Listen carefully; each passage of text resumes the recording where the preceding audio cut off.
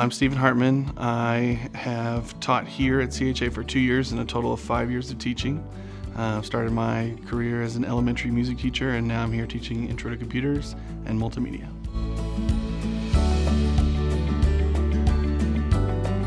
So one thing I would say to the parents would be that I know for a fact that the teachers here love the students, and it is apparent. It is the most important part of our teaching. We're taught, it's the core of teaching, is loving the students and loving them in a way that shows them Christ. And we're going to love your students. I pray for each one of my students by name as often as I can and have time to sit there and do that. And I really do just love on them and enjoy their personalities, their quirks, their just everything that's makes up your kid. I'm excited, and I like how each person is individual, and how much God shows Himself through that, and how it's just a time. That's why we teach. Me and Mrs. Robertson, music teacher, both use Philippians 4:8, so we call it the whatevers verse. And so it's talking about, whatever is, and it's, just, pure, lovely, commendable, excellent, worthy of praise, that these are the things we should be thinking of. And so even if we can evaluate an artwork and say, the skill is blowing me away, we can also evaluate that the biblical worldview it's projecting isn't for me. I'm not buying that one for my wall to reflect on daily and put that image in front of me. And with the hope that that could pour into other parts of their life too, whether it's music they listen to, man, that one's catchy, but should I be saying those things in my mind repeatedly?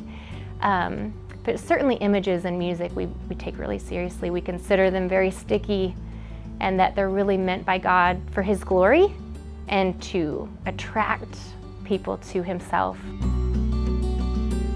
And then we start to see that all the elements of art and design elements or design principles we teach, really God's already doing constantly in nature. We're really just imitating the incredible master artists that we have. And then that's the last one, is mirror the master.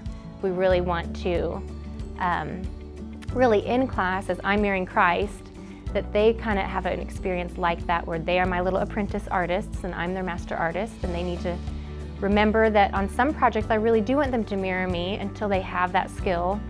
And then the next project, there's way more freedom of originality.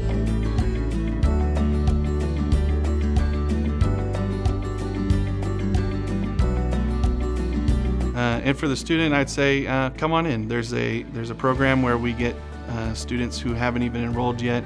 They are looking at enrolling, and they just come in for a whole school day, and they follow around somebody in their grade level. So we just had a new student come in, and she followed a freshman around because she's a freshman all day, and she got to come into one of my classes, and I got to meet her and talk to her, and it was really cool. She got to see 7 of the teachers she might have in the school day and learn them, but also get to meet a lot of the students, eat lunch with the students, and just get to meet everybody and have at least one person who's a good friend when they get here, because they followed that person around all day and got to talk with them all day. So it's a really cool experience for them, and I love it. I'm like, bring them on in, let's try it out, see how it goes. In the classroom, I really want to make sure there's some foundational inner attitudes that I teach from, that I see in Christ's example, and so that's really where those artist attitudes come from that I teach here.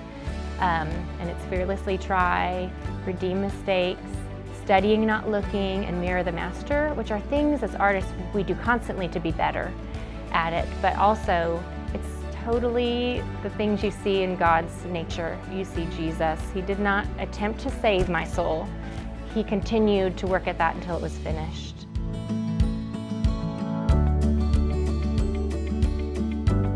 I also really value here just the Christian biblical teaching in every subject. I think I was almost taken aback at how much was expected of me when I walked in terms of making sure you're praying with them, even in art class. And yes, they've been in other classes throughout the day, but when they see you, they need to hear it too. It's just such a beautiful permission, really, that they've given us to really express and to speak. Well, yeah, at my church, we do this, and to constantly be encouraged to don't forget to miss that we have that freedom here. And so for my own kids, I love that they get not just me and Dad as examples of what a Christian looks like as an adult.